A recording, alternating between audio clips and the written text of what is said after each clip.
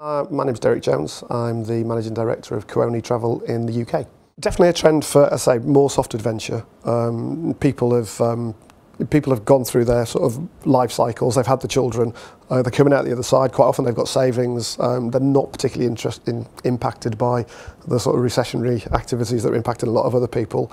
They're not reliant on employment for income. So they've got time on their hands and they want to spend that time discovering new places, undertaking new activities. And they are quite adventurous in terms of what they're prepared to do. And for us, that gives us a great opportunity in terms of repeat business that we can pull people in and demonstrate to them what they can do safely and securely, and then push them into other destinations that maybe they hadn't considered. And there are people who are travelling 3-4 times a year on what I would call quite significant long-haul holidays now. And increasingly, I see that trend will continue, and we'll see more people coming in. I think our challenge is going to be to persuade the honeymooners, the younger 25, 30-year-olds, that actually we're not just there for the honeymoon. They don't have to wait 20 years before they book with us again. And we're starting to see that the shops are building better relationships. And we have to look at our product mix and what else we could sell. I mean, there's no reason why we can't sell cruises, European short-haul holidays, even UK breaks, so that we build up a longer term relationship with customers that is about every transaction rather than just one at the beginning and one at the end. We need to fill the gap in the middle.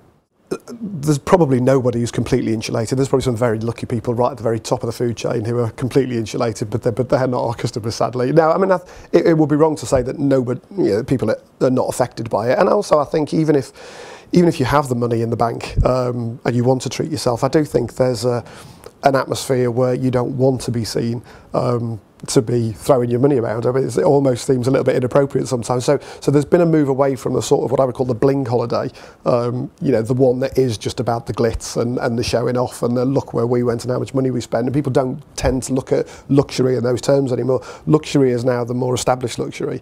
It is understated. It is quietly confident about what it does. And I think in that environment, people are much more relaxed about continuing to invest their money because it seems like a wise choice. It's not just throwing your money around, it's a wise choice. It's investing your money in an experience in a way that you're going to get the most out of it. But I think everyone is impacted, and I think everyone counts the pennies.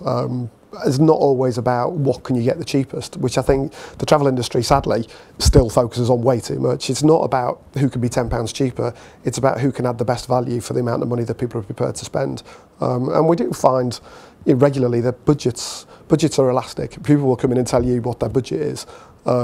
But then once you start to put proposals in front of them and start to talk about the benefits and what else they need to do and why it's good value for them to do it, people do tend to relax a little and move forward. And I've tried to ban the word discount from Kuoni. I think we're doing quite well, actually.